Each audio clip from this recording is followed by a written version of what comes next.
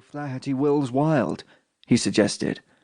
He'd expected Kelly to laugh, but still leaning on the bridge combing, his glasses on the Spanish ship, Kelly was concentrating, and the smiles died. As one of the most decorated officers in the Royal Navy, Ginger Maguire was used to a great deal of respect, especially since he was also considered to be a little regimental at times.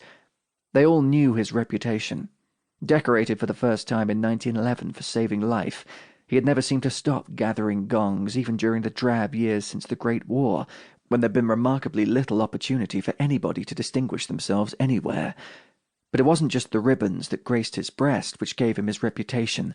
There was a hard core of technical knowledge under the gold-laced cap, and the steely grey eyes missed nothing, and they all knew it. In a period when big ships and big guns, despite their repudiation before his death by Jackie Fisher, the man who had created them, still remained the sworn credo of the Royal Navy, and the specialists who manned them were in the ascendant, many small shipmen had been condemned because they didn't fit the standard pattern, and Kelly Maguire, who had always been a confirmed and unabashed destroyer man, had been left behind a little by the gunnery, signal and torpedo experts, who had gained their distinction solely by serving in the monolithic vessels about which he was so often virulently expressive. Since the beginning of the Spanish Civil War that July of 1936, however, he seemed to have found his feet again, because the sea round Spain was suddenly a place where unhesitant decisions were demanded, and there was nobody better at that than Kelly Maguire.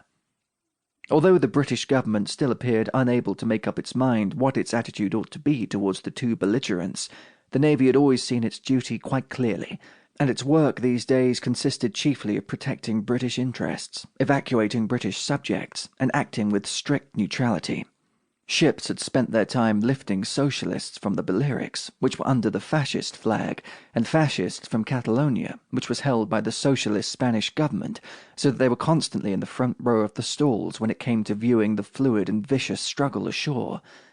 And as often as not, Kelly Maguire had been there to handle the arrangements. He spoke fluent French, some German and Italian, and after 2 years in Gibraltar, solid if uninspired Spanish, and when the request for help had come, his had been the name that had sprung to the mind of Rear Admiral Cuthbert Corbett, Chief Staff Officer, Intelligence, Gibraltar. He studied the Spanish ship again, the limp red and black flag at her masthead, the cluttered decks, and the men between the guns watching Badger as she pounded up, a white wash of foam at her bows. He didn't have a very high opinion of Spanish warships. So far they seemed good only at bombarding defenseless towns. "Looks goddamn grubby," he growled contemptuously, and again the eyes met behind his back, because he'd always been noted for calling a spade a bloody shovel. "Position, navigator?" 13.5 miles from the coast, sir. The Republicans claim territorial waters up to 12. Kelly grunted. "We recognize them only up to 3, he said briskly. "It's a clear case of piracy. I don't suppose the International Code contains anything about that, does it?" The signals officer grinned. "No, sir. We could use X, which means stop carrying out your intentions and watch my signals." "I know my International Code." "Very well. Give 'em X." Again there were a few sidelong glances. The Spanish ship was twice the size of Badger, and if it came to an altercation, they could well come off worst by a long way. On the other hand, there was still a lot to be said for skill and determination, and there wasn't a man aboard the destroyer, from Kelly Maguire down to the youngest boy seaman, who didn't believe they couldn't wipe up Pero Lopez de Ayala and not even get out of breath. The Royal Navy was still the Royal Navy. "You sure of the position, navigator?" Kelly asked. "Absolutely, sir." "Right. Yeoman, make cease interfering." "Cease interfering, sir." There was a long pause.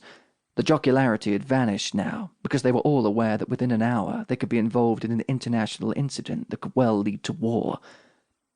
"They're answering, sir," the yeoman of signals called out. "They recognize our signal." "That all?" "Yes, sir. They don't say they'll cease." Kelly rubbed his nose, studied the Spanish ship again for a long time, then he straightened up. "I think we'll board," he said. There was another exchange of looks, sharper this time, and with more alarm in them. Ginger Maguire seemed to be enjoying himself, and with all those ribbons on his chest.